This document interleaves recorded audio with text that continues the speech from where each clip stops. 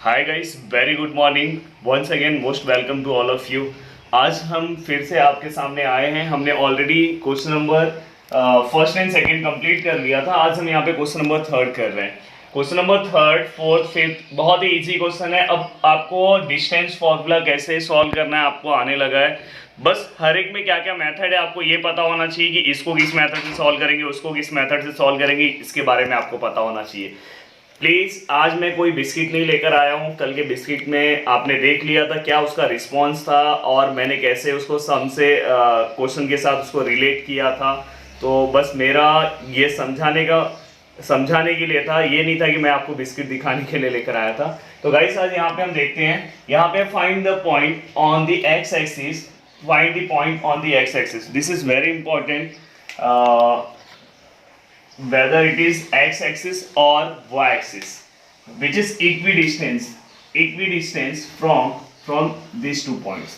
वो दोनों equidistant है। कौन से पॉइंट से? a और b से। तो गाइस, यहाँ पे आपको एक डायग्राम बना लेना है। देखो, इन जनरल मैं तो ऐसा ही डायग्राम बनाता हूँ, बट अभी जाने दो, वो लोकस टाइम पे रहता है। नेक्स्ट ईयर जो आप 11th में जाओगे तो रहेगा, बट आज मैं ऐसा डायग्राम बना रहा हूँ। देखो, आपको आइडिया आ रहा है कि ये जो पॉइंट है माइनस, फर्स्ट वाला माइनस है तो मतलब ये सेकंड क्वाड्रेंट में जाएगा। तो यहाँ पे -3,4 मैंने लिख दिया, और दूसरा वाला पॉइंट जो है वो क्या हो गया? 1,-4। देन ये बी हो गया, और ये क्या? ए। आप कैसा भी डायग्राम बना सकते हो क्योंकि आप रफ डायग्राम बना रहे हो। और आपको find the point on x axis. देखो, यहाँ पे एक्सिस है, ये क्या है? एक्सिस है, ये एक्सिस है। सॉरी मैंने ओरिजिन दिखा दिया, ओरिजिन मत लो।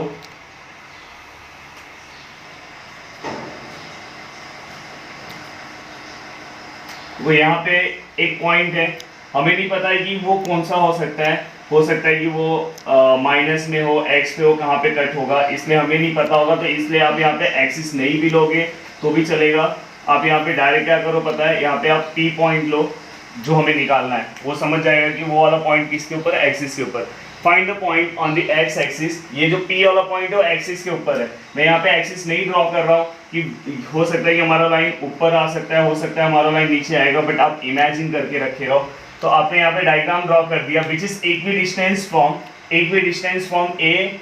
ये जो पी वाला पॉइंट है वो ए से और बी से उसका डिस्टेंस सेम होगा। इक्विडिस्टेंस मतलब ये जो पी वाला पॉइंट है, देखो यहाँ पे पी पॉइंट है, आप ऐसे करते हो ना, ये और ये, मतलब यहाँ से यहाँ तक का ये दोनों डिस्टेंस इसका क्या है? ये वाला डिस्टेंस और ये वाला डिस्टेंस सेम है।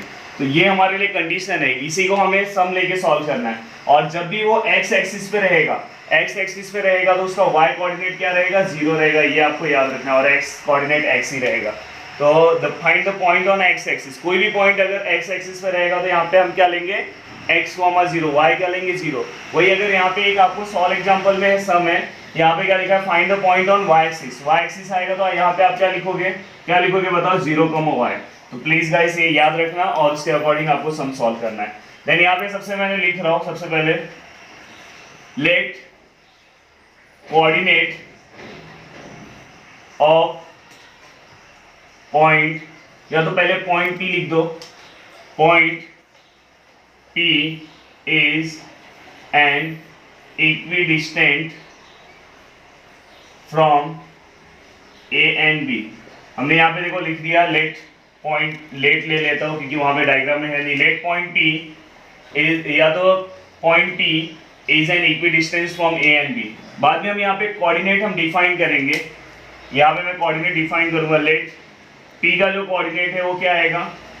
P का कोऑर्डिनेट क्या आएगा बताओ? मैं क्या लूंगा? इसे x, 0 लूंगा। और यहाँ पे मैं क्या लिखूंगा? यहाँ पे क्यों मैंने ऐसा लिखा?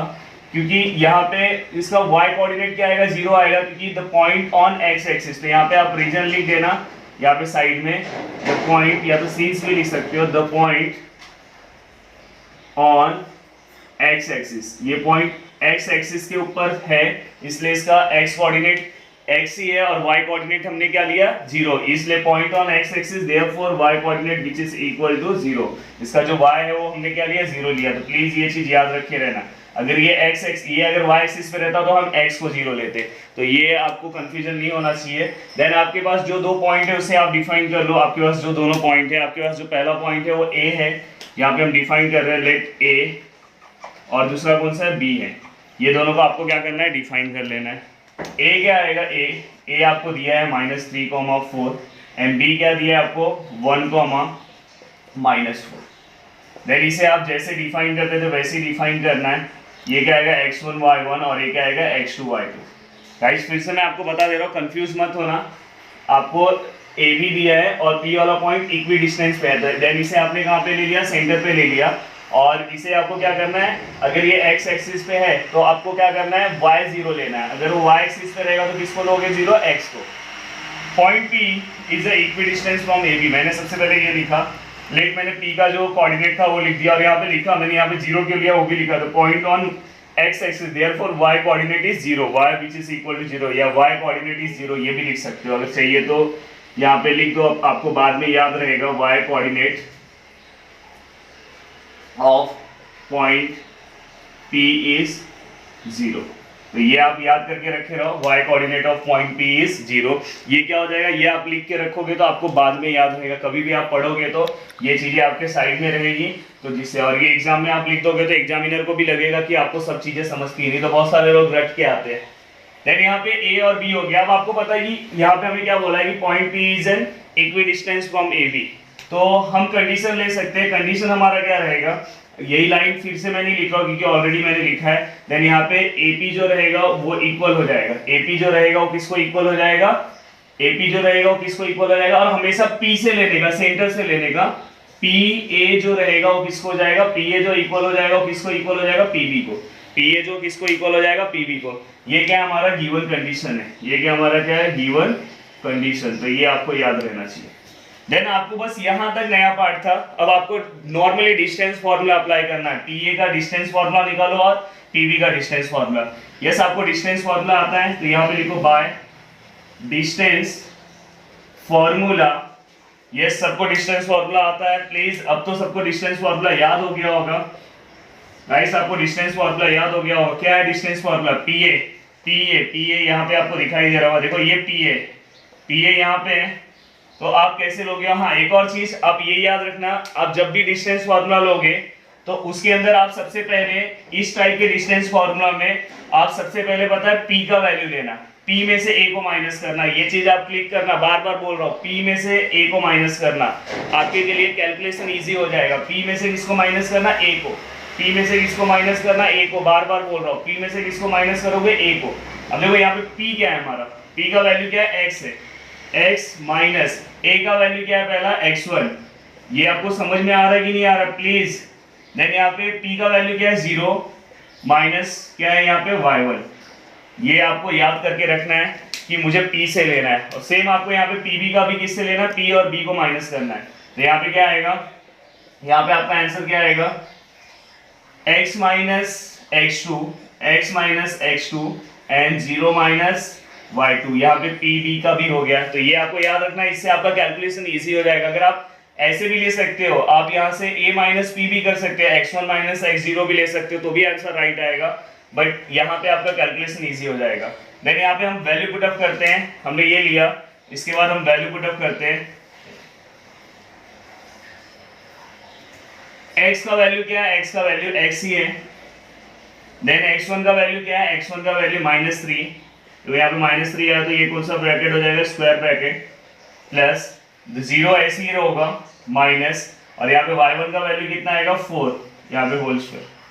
Then the value of x फिर से वैसे ही रहेगा, माइनस x2 का जो वैल्यू है कितना आएगा 1 ही है ना वो, द वैल्यू ऑफ x2 हाँ 1 है, whole square 0 minus the value of y2, the value of y2 क्या है -4 है। अभी यहाँ पे फिर से हम क्या लेंगे, स्क्वायर ब्रैकेट ले लेंगे एंड देन स्क्वायर।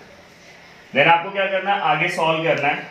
जब आप आगे सॉल्व करोगे तो आप सबसे पहले क्या करो पता है, ये दोनों रूट को कैंसिल कर दो। ये दोनों रूट को आप क्या करो, कैंसिल कर दो, क्योंकि ये दोनों रूट यहाँ पे, तो आप रूट को कैंसिल करने के लिए क्या करना पड़ेगा, उसका अपोजिट लेना पड़ेगा। तो क्या करोगे, टेकिंग जैसे प्लस का अपोजिट क्या होता है माइनस, प्लस का अपोजिट क्या होता है माइनस, तो वैसे रूट का अपोजिट क्या होगा, स्क्वायर, यहाँ पे ये रूट है, स्क्वायर रूट है, इसका अपोजिट क्या होगा, स्क्वायर होगा। तो taking square on both side, यहाँ पे लिखो taking square on both side. देखो मैं यहाँ पे हर एक चीज आपको लिखा के दे रहा हूँ, ये आपको याद रखना है। देन इसके बाद क्या हो जाएगा, ये आपका जो रूट होगा वो कैंसिल हो जाएगा, ये दोनों के दोनों रूट कैंसिल हो जाएंगे। अब अंदर क्या बचा, अंदर यहाँ पे बचा x minus minus plus 3, then plus यहाँ पे देखो 0 माइनस 4 क्या होगा, -4, 4 मत लिख देना, होल स्क्वायर। देन यहाँ पे x माइनस 1 का स्क्वायर, x माइनस 1 का स्क्वायर, देन प्लस यहाँ पे 0, ये माइनस माइनस क्या होगा, प्लस हो जाएगा, तो यहाँ पे क्या आएगा 4 का स्क्वायर। देन यहाँ पे अगर आप इसे सॉल्व करोगे आगे, अभी देखो मैं इसे यहाँ पे सॉल्व करता हूँ, यहाँ तक आपको समझ में आया, मैं रफ कर दूं, थोड़ा रफ कर देता हूँ, यहाँ तक आपको समझ में आया होगा। देखो कुछ नहीं है, फिर से मैं बता रहा हूँ, आपने सबसे पहले यहाँ पे p लिखा, पॉइंट सबको डिफाइन किया, ये सब डिफाइन ही है।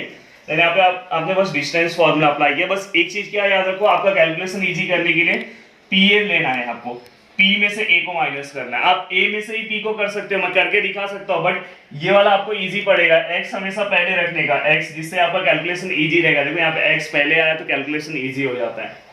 देन मैं ये रफ करता हूं, आपने यहां तक लिख लिया होगा।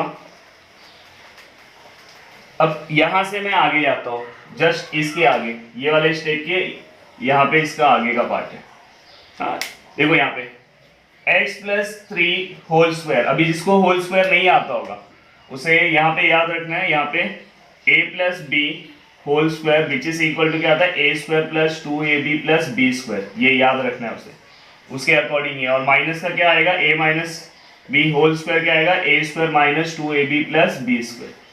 तो यहाँ से ये इस पे प्लस वाला आएगा, इस पे क्या आएगा, माइनस वाला। अब मैं इसको लिख रहा हूँ यहाँ पे x, देखो ये क्या हो जाएगा आपका a हो जाएगा और ये क्या हो जाएगा b। देन यहाँ पे a स्क्वायर है, a स्क्वायर मतलब क्या आएगा, x स्क्वायर प्लस यहाँ पे देखो 2 a का वैल्यू क्या है, x है, b का वैल्यू क्या है, 3 है, एंड देखो यहाँ पे b स्क्वायर मतलब 3 स्क्वायर। तो मैंने यहाँ पे कोशिश किया आपको सब कुछ बताने के लिए 1 बाय 1। देन यहाँ पे प्लस 16, 4 का स्क्वायर कितना होगा, 16 होगा। देन वहां पे माइनस का फॉर्मूला आएगा, माइनस का भी आप देख लेना, यहाँ पे मैं फॉर्मूला लिखा हूँ x स्क्वायर माइनस 2 a क्या है आपका x है और b क्या है आपका 1 है, एंड प्लस b का स्क्वायर मतलब 1 का स्क्वायर एंड 4 का स्क्वायर फिर से कितना आएगा, 16। देन यहाँ पे आपको पता होना चाहिए जब भी इक्वल का साइन है तो दोनों साइड अगर नंबर सेम है, अपोजिट नहीं होने चाहिए, सेम है जब इक्वल का साइन, क्योंकि ये यहाँ पे आएगा तो चेंज हो जाएगा, तो ये दोनों क्या हो जाएगा, कैंसिल हो गया है। तो यहाँ पे ये कैंसिल हो गया। देन यहाँ पे क्या है, x स्क्वायर प्लस 2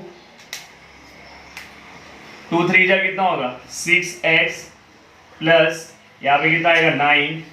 देन यहाँ पे x square minus 2x plus 1। Then आप क्या करोगे, x स्क्वायर भी कैंसिल हो गया। देन यहाँ पे क्या आएगा, 6x plus 9 minus 2x plus 1। Then x वाले एक साथ ले लोगे, 6x plus 2x then 1 minus 9। Then क्या होगा, 8x, ये क्या हो जाएगा, माइनस 8। देन यहाँ पे क्या आएगा, x which is equal to minus 1। तो आपको मिल गया, 8 से 8 को डिवाइड करना, एक स्टेप यहाँ पे और दिखाना है, ऐसा दिखाना है, x यहाँ पे माइनस 8 है और यहाँ पे 8। देन आंसर क्या है, माइनस 1। तो आपको x का वैल्यू मिल गया, तो आपको कोऑर्डिनेट पता चल गया, कोऑर्डिनेट ऑफ p क्या होगा। तो प्लीज आपने इसे देखा। अब मैं लास्ट में फाइनल आंसर लिखता हूँ। अब मैं फाइनल आंसर लिखता हूँ। फाइनल आंसर कैसे लिखेंगे हम, हमें मिल गया x का वैल्यू, तो आप क्या लिखोगे, the point on x axis which is equidistance from a and b, the point p वाला जो पॉइंट था आपको पता है वो क्या था, x, 0 था ना, पर आपको x का तो वैल्यू मिल गया, क्या मिला, -1, 0। प्लीज यहाँ पे ध्यान दो, आपको फाइनल आंसर कैसे लिखना है। आंसर द पॉइंट p -1, 0 में क्यों लिखा, समझ में आया आपको, यही वाला आपको वैल्यू चाहिए था तो आपको मिल गया। और आगे लिखोगे ऑन x एक्सिस, आगे का पूरा सेम लिखना, on x axis which is equidistance from a and b, आगे ऐसे पूरा का पूरा आपको सेम कॉपी करना है। तो गाइस यहाँ पे आपको ये क्वेश्चन समझ में आ गया। थोड़ा सा मुझे अच्छे से स्टेप बाय स्टेप समझाना था, इसलिए थोड़ा सा लंबा गया, बट बहुत ही ईजी है। ऐसा मत सोचना कि थोड़ा टाइम गया तो बहुत हार्ड है, बहुत ही ईजी सम है, ये तो 2 मिनट में आप सॉल्व कर लोगे अगर आपके दिमाग में रहा। सेम इसका सॉल्व एग्जांपल है, सॉल्व एग्जांपल में सेम क्वेश्चन है, यहाँ पे y एक्सिस है, वहां पे आपको क्या लेना है, 0, वहां पे x को 0 लेना है। 0, y लेके वो सॉल्व करके उसका जो आंसर है आपको कमेंट्स में बताना है। जैसे ये लेक्चर खत्म होगा उसके बाद आपको सॉल्व करना है। वो आज का आपका होमवर्क का टास्क है। वो अभी तक मैंने सॉल्व एग्जाम्पल दिया नहीं है आपको, मैं सॉल्व एग्जाम्पल भी 1 बाय 1 आपसे कराते जाऊंगा, ये चीज याद रखना। तो गाइस अब नेक्स्ट जो क्वेश्चन है, अब कुछ प्रॉपर्टीज के ऊपर क्वेश्चन है, जैसे कि रोम्बस हो गया, पैरेललोग्राम हो गया। Verify the point, verify the points. कौन सा पॉइंट है? P -2, 2, Q 2, 2 and R 2, 7 are the vertices of right angle triangle, are the vertices of right angle triangle।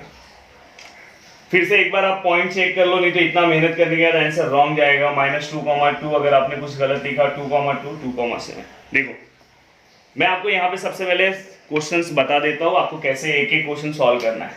अगर कभी भी अगर आपको यहाँ पे ट्राइंगल आता है, right angle triangle, right angle triangle मतलब 90 का, तो इसके बारे में आपको प्रॉपर्टी क्या पता है? आपको पता है ना, ये जो ABC, आपको पता है कि हाइपोटेनियस का स्क्वायर, हाइपोटेनियस का square which is equal to sum of one side and sum of other side.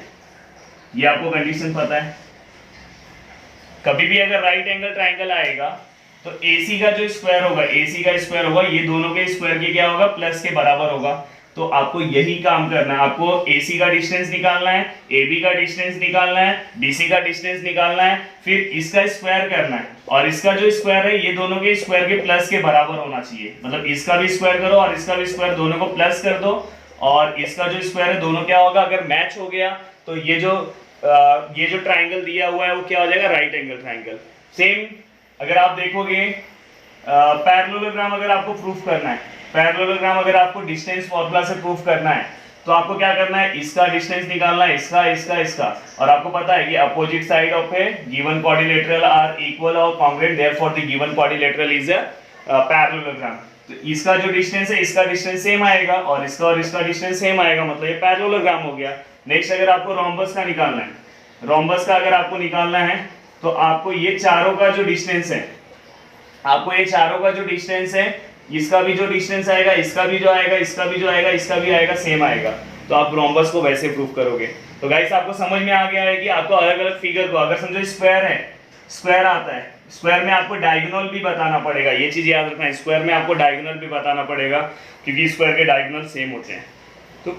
तो आपको जैसा भी फिगर आएगा उसके अकॉर्डिंग आपको सम सॉल्व करना है। तो अभी एक ट्राइंगल के ऊपर क्वेश्चन है, दूसरा पैरेललोग्राम के ऊपर है, तीसरा रोम्बस के ऊपर है।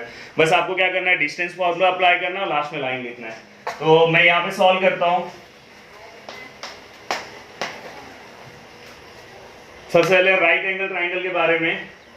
राइट एंगल ट्राइंगल यहाँ पे एक ड्रॉ कर लेते हैं हम लोग, ABC, सॉरी यहाँ पे नेमिंग चेंज है, PQR है, PQR। अब देखो हमें नहीं पता है कि हो सकता है कि इसमें से हाइपोटेनियस PQ हो। यहाँ पे जो मैंने PR लिखा है, इसलिए आपको क्या करना है? डायग्राम में स्टार्टिंग में नहीं ड्रॉ करना है, डायग्राम आप लास्ट में ड्रॉ करो। हो सकता है ये राइट एंगल ट्राइंगल हो ही ना, समझ में? मैं क्यों जानबूझ के ड्रॉ किया कि जिससे आपका ये आदत रहता है कि हम डायग्राम तुरंत ड्रॉ कर लेते हैं। हो सकता है कि कौन से पॉइंट, उसका मिडल पॉइंट कौन सा, राइट एंगल ट्राइंगल का कौन सा पॉइंट हो, हमें नहीं पता है। हाइपोटेनियस जो होगा, हो सकता है इसमें से हाइपोटेनियस QR हो, हमें नहीं पता है ना इसमें से क्या है। हम डायरेक्ट डायग्राम कैसे ड्रॉ कर सकते हैं? नहीं कर सकते। तो हम सबसे 1 बाय 1 सॉल्व करना स्टार्ट करेंगे। सबसे पहले यहाँ पे मैं लिखूंगा, यहाँ पे देखो मैं क्या लिख रहा हूँ, लेट P, Q और R, तीनों पॉइंट यहाँ पे लिखा, -2, 2, यहाँ पे R क्या आएगा? 2, 2 और यहाँ पे 2, 7।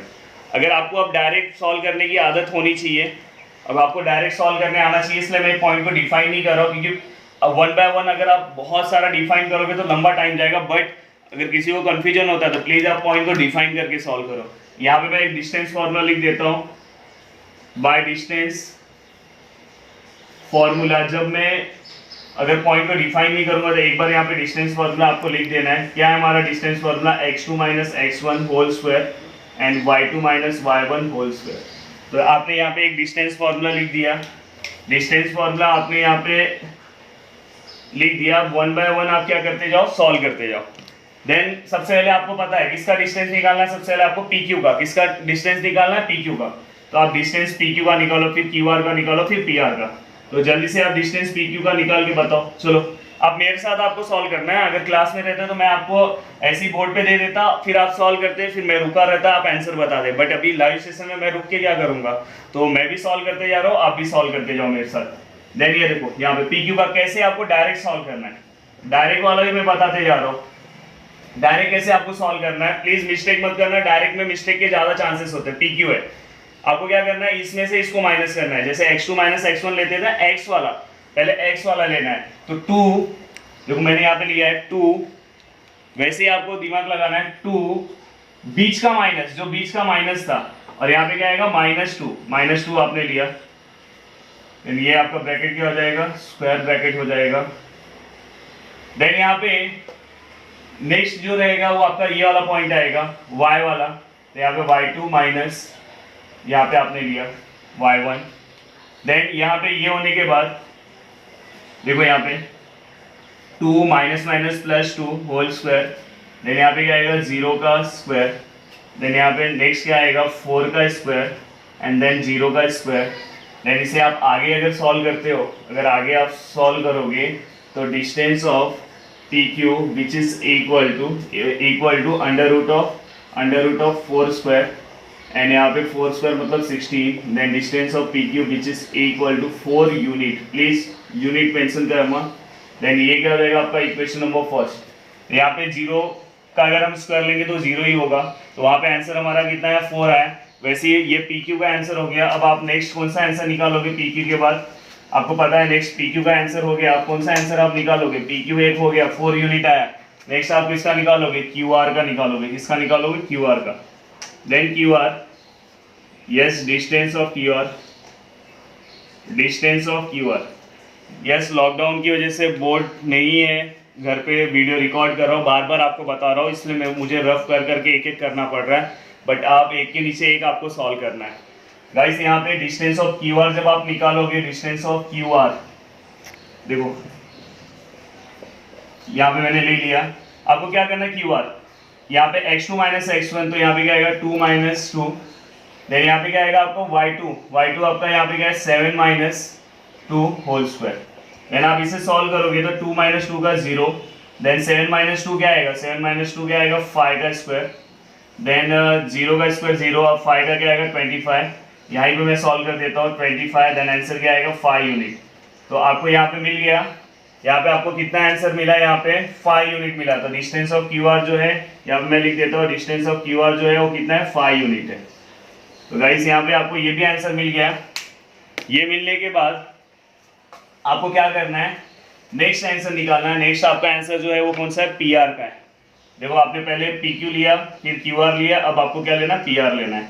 Then distance of P R, please boring मत होना यार, सॉल्व कर रहे हैं हम, लंबा समय तो करना ही पड़ेगा। यहाँ पे आपको क्या करना है, फिर वही करना है आपको पी आर। यहाँ से आप इसमें से माइनस करो इसको। देन यहाँ पे क्या होगा 2 माइनस 2। देन यहाँ पे मुझे आदत यहाँ पे स्क्वायर ब्रैकेट की, आप वैसे भी रखना है तो रखो, कोई टेंशन नहीं है। बाद में यहाँ पे 7 माइनस 2, देखो यहाँ पे इसमें से इसको माइनस करना है। देन यहाँ पे क्या आएगा आंसर 2 माइनस माइनस क्या होगा प्लस 2 होल स्क्वायर। और यहाँ पे क्या आएगा 7 माइनस 2 क्या आएगा 5 का होल स्क्वायर। देन यहाँ पे 2 और 2 को अगर आप प्लस करोगे, 2 और 2 को अगर आप प्लस करोगे तो यहाँ पे क्या आएगा 4 स्क्वायर और यहाँ पे 25 दिखाई दे रहा है, 5 का स्क्वायर 25। देन आप इसको आगे अगर प्लस करोगे तो आपको क्या मिलेगा, distance of P R which is equal to under root of 4 का स्क्वायर कितना होता है 16 और 25। Then this P R which is equal to कितना आंसर मिला आपको 41। तो 41 का तो बाहर कुछ नहीं आता, तो इसको आपको ऐसे ही रखना है। तो हमें यहाँ पे तीनों आंसर मिल गए। आपको अब फाइनल आपको कैसे क्या लिखना है वो मैं आपको बताता हूँ। प्लीज तीनों आंसर आपको यहाँ पे 1 बाय 1 मिल चुके हैं। तो ये काम तो सबको आ जाएगा। अब इसके बाद वाला ही काम मेरा काम है जो मैं बताना है मुझे। एक्चुअली ये वाला तो आपको आना ही चाहिए, इतना तो डिस्टेंस फॉर्मूला इसलिए मैंने थोड़ा सा फास्ट बताया कि ये तो आपको निकालना ही आना चाहिए। अब यहाँ पे आपको क्या करना है, देखो अगर आपको कंफ्यूजन होता है कि इसके अंदर से सबसे बड़ा कौन सा है, तो देखो इसका 41 आया, अभी इसका जो आंसर है 5 है, 5 मतलब क्या होता है 25, इसका आंसर 4 आया मतलब क्या था 16। इसके पहले वाला स्टेप आप देखो, तो ये तीनों में से सबसे बड़ा कौन सा हुआ, ये दिखाई दे रहा है 41 सबसे बड़ा हुआ। तो आपको क्या करना है, आपको पता है कि स्क्वायर हम लेते हैं, तो यहाँ पे distance of P R equal to यहाँ पे कितना है 41, ये आपको पता है। जो भी आपका यहाँ पे इक्वेशन नंबर ये फर्स्ट था, ये इक्वेशन नंबर सेकेंड था, ऐसे मत देना, इक्वेशन बाजू में देना, और ये थर्ड था। तो यहाँ पे आप क्या लिखोगे, फ्रॉम थर्ड, तो आपने ये लिखा। अब आप इससे क्या करोगे, स्क्वायरिंग करना है आपको, क्योंकि आपको पता है कि राइट एंगल ट्राइंगल में हम स्क्वायर लेते हैं। तो देखो इसको स्क्वायरिंग में कर रहा हूँ, तो यहाँ पे भी अगर आप स्क्वायरिंग करोगे तो देखो स्क्वायर और रूट कैंसिल हो जाएगा, तो आंसर कितना आएगा 41। आंसर कितना है यहाँ पे 41, स्क्वायर और रूट कैंसिल हो गया, तो यहाँ पे आंसर कितना है आपका 41। तो इसको इक्वेशन नंबर 4। देन आपको क्या करना है पता है, रिमेनिंग साइड का प्लस लेना है। तो वो कहाँ से है, फ्रॉम फर्स्ट एंड सेकेंड, जो हमारा रिमेनिंग साइड है, distance of P Q plus distance of Q R equal to, इसका आपको प्लस किसका लेना पता है, स्क्वायरिंग का, स्क्वायरिंग का प्लस लेना है।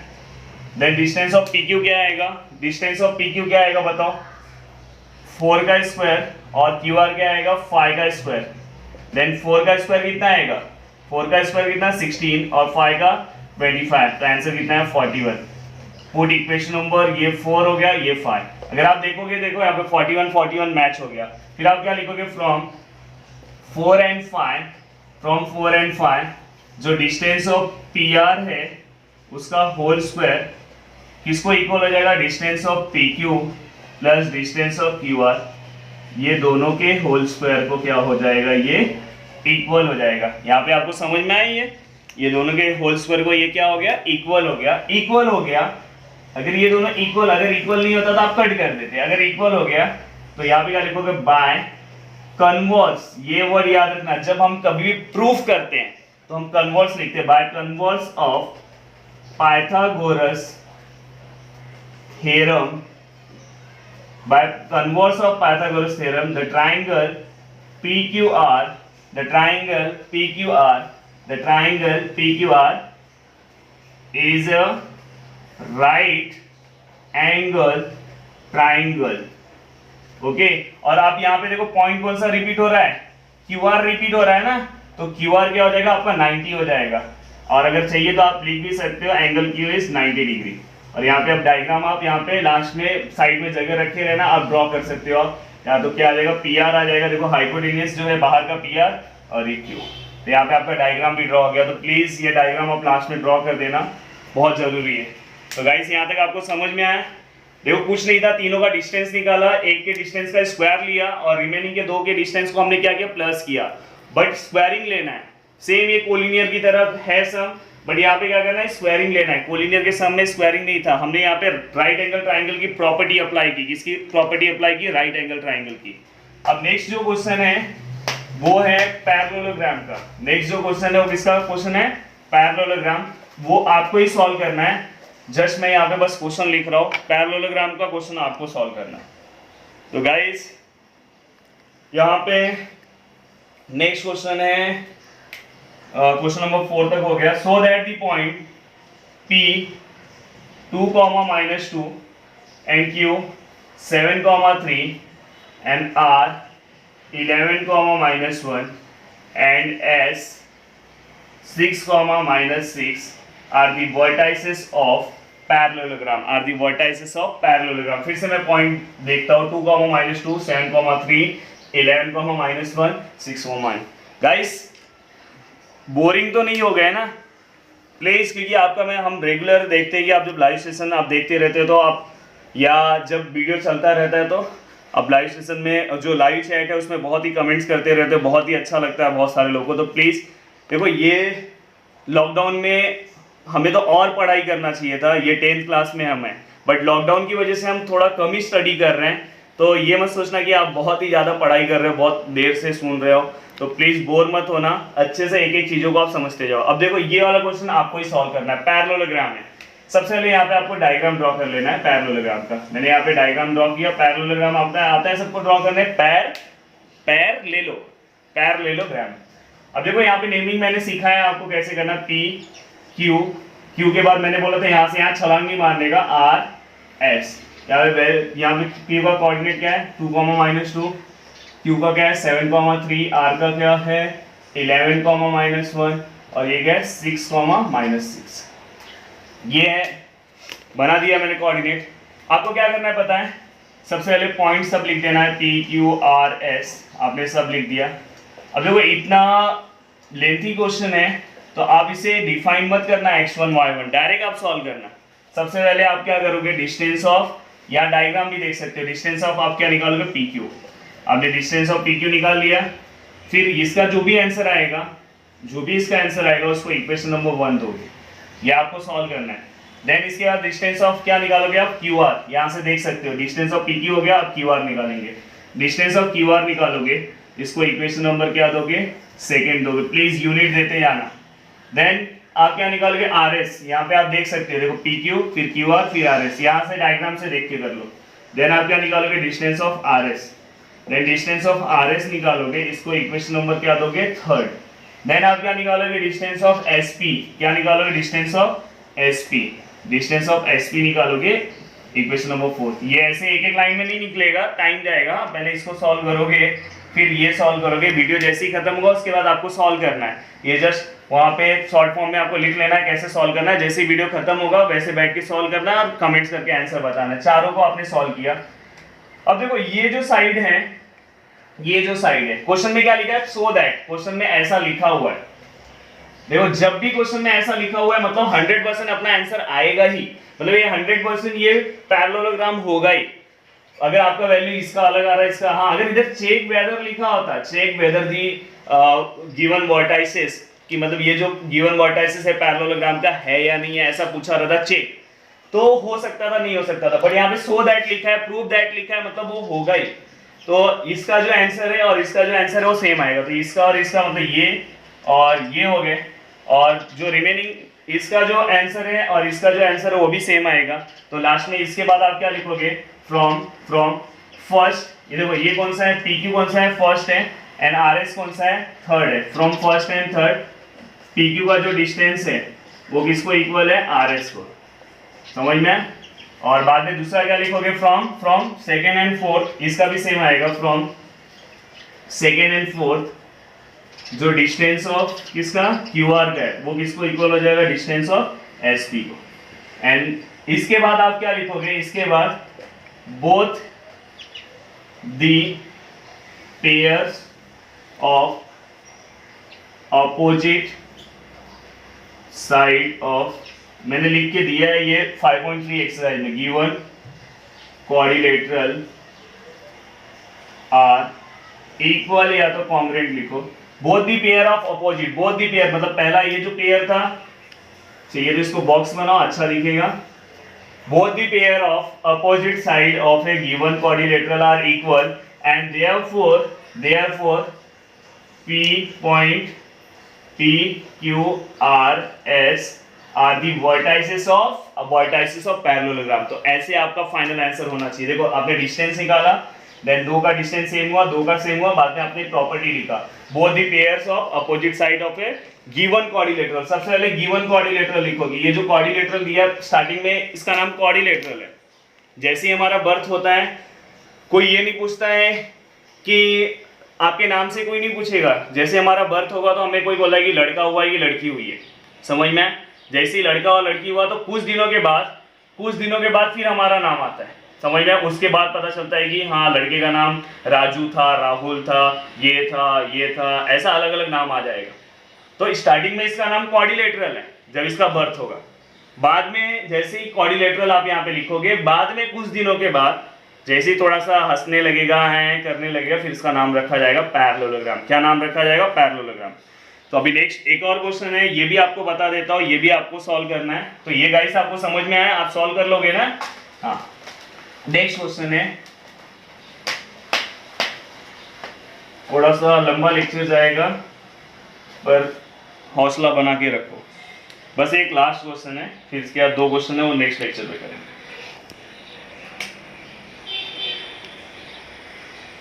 सो दैट, देखो फिर से सो दैट आया मतलब आंसर आएगा ही, -4, -7 B -1, 2 and C 8,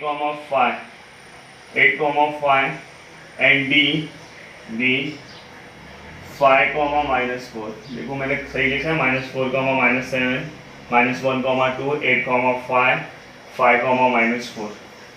okay, are the vertices of rhombus, are the vertices. Yes, property of rhombus पता है आपको? जस्ट कमेंट्स करो, जल्दी कमेंट्स करो, फास्ट, जल्दी।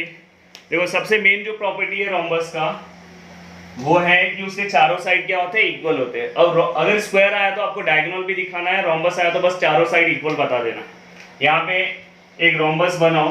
रोम्बस देखो पैरेललोग्राम ही होता है, बट इसमें चारों साइड सेम होंगे। पैरेललोग्राम लेंथ में यहाँ पे लेंथ इसका जो रहेगा वो ज़्यादा रहेगा। अब देखो यहाँ पे इसके चारों साइड आपको सेम मिलेंगे। अब यहाँ पे क्या नेमिंग है? A B C D। The coordinate of A -4, -7, B -1, 2, C 8, 5 and D 5, -4। तो गाइस यहाँ तक हमने ये लिख लिया। देन नेक्स्ट आपको क्या करना है? जैसे ये आपका कंप्लीट हो गया, आपको क्या करना है? डिफाइन करना है late A B C and D। देखो मैंने पूरे एक्सरसाइज में बार बार आपको बताया, इसलिए यहाँ पे मैं डिफाइन करके नहीं दे रहा हूँ, ये आपको करना है। फिर आप क्या करोगे पता है? आपको पता है डिस्टेंस निकालना है। यहाँ पे डिस्टेंस फॉर्मूला एक बार लिख दो। Then distance of A B, then distance of क्या निकालोगे? B C, then distance of क्या निकालोगे? C D, and distance of क्या निकालोगे? A D. समझ में आया नहीं कहाँ से बोल रहा हूँ? Distance of A B, distance of B C, distance of C D and distance of A D. जैसे ही आपका डिस्टेंस निकल गया, जैसे आपका डिस्टेंस आ गया, पुट इक्वेशन नंबर 1 उसी टाइम करते जाना 3 and 4। अब ये बात फिर से बोल रहा हूँ कि ये आपको सॉल्व करना पड़ेगा, ऐसे ही नहीं आ जाएगा तुरंत। फिर यहाँ पे क्या लिखोगे? From first, second, third and fourth. देखोगे आप चारों का जो डिस्टेंस है ना, ए बी का, बी सी का, सी डी का एंड डी ए का या ए डी का, ये चारों के डिस्टेंस आपको क्या मिलेंगे? सेम मिलेंगे, क्योंकि ये क्या है? रोम्बस है। समझ में आएगी नहीं? तो ये चारों का जो डिस्टेंस है वो आपको क्या मिलेगा? सेम मिलेगा। तो यहाँ पे आप लाइन लिख सकते हो, all the side of given quadrilateral are equal. क्या लिखोगे? All the side of given फिर से लिखना, क्वाड्रिलेटरल, अभी इसका नामकरण नहीं हुआ है, quadrilateral. All the sides of given quadrilateral are equal and therefore the given quadrilateral, therefore the points A जो भी होगा, B C D, ऐसे पूरा उसका कोऑर्डिनेट भी लिखना, are the vertices of rhombus। तो गाइस यहाँ पे आपको समझ में आ गया रोम्बस कैसे प्रूफ करना है, पैरेललोग्राम प्रूफ कैसे करना है, और ट्राइंगल का तो मैंने बता दिया, राइट एंगल ट्राइंगल का। तो प्लीज आपसे मेरा रिक्वेस्ट है कि जैसे ही ये वीडियो खत्म होगा, वीडियो के साथ तो आप ये नहीं कर पाओगे, वीडियो के साथ आपने लिख लिया होगा कैसे प्रूफ करना है, वीडियो जैसे ही खत्म होगा आपको ये सॉल्व करना है। और जैसे कि प्रदीप सर ने कल बताया था कि आपका टेस्ट भी आने वाला है, तो जल्दी ही आपका टेस्ट आएगा। अब लेसन ये खत्म हो गया, ओनली 2 क्वेश्चंस बाकी हैं, बाद में ये लेसन कंप्लीट हो जाएगा। उसके बाद हम सोचेंगे कि लेसन नंबर हमें कंस्ट्रक्शन चालू करना है, क्योंकि कंस्ट्रक्शन मैं क्लास में आपके सामने रहूँगा तो ही मैं आपको अच्छे से समझा सकता हूँ। तो कंस्ट्रक्शन मैं चालू करूँगा कि मैं लेसन नंबर हो सकता है मैं ट्रिग्नोमेट्री चालू करूँ, या लेसन नंबर फर्स्ट भी मैं स्टार्ट कर सकता हूँ। देखते हैं हमें कौन सा लेसन स्टार्ट करना है, वो तो मेरा काम है। बट आपको ये लेसन देखो लास्ट हो गया, बस 2 ही क्वेश्चन बाकी है लेसन में, 2 ही क्वेश्चन बस बाकी है, पूरा का पूरा लेसन कंप्लीट होने आ गया। अब आप देखो कि आपको ज्योमेट्री का आउट ऑफ 7 लेसन, उसमें से 1 लेसन अच्छे से आता है, हर एक सम आपको सॉल्व करने आता है। देखो आपके अंदर कितना कॉन्फिडेंस आ गया होगा। एक जो लेसन है आपका धीरे धीरे लॉकडाउन के सीजन में अभी 15-20 दिन के अंदर ही आपका एक लेसन जो है वो खत्म होने आ गया, और 1 बाय 1 हमने अच्छे से एक हर एक चीज कंप्लीट किया। बस 2 ही क्वेश्चन बाकी है, बहुत ही इजी क्वेश्चन है, वो एक लेक्चर में हो जाएगा। तो गाइस अच्छे से पढ़ाई करो घर पे, जितना हो सके उतना, जितना आप ज़्यादा स्टडी पे ध्यान दे सकते हो उतना स्टडी पे ध्यान दो। और प्लीज़ इस वीडियो को आप लाइक करो, चैनल को सब्सक्राइब करवाओ, और करो भी, जिससे ज़रूरत है वहाँ तक भेजो, और ज़्यादा से ज़्यादा घर पे स्टडी करो। Thank you so much.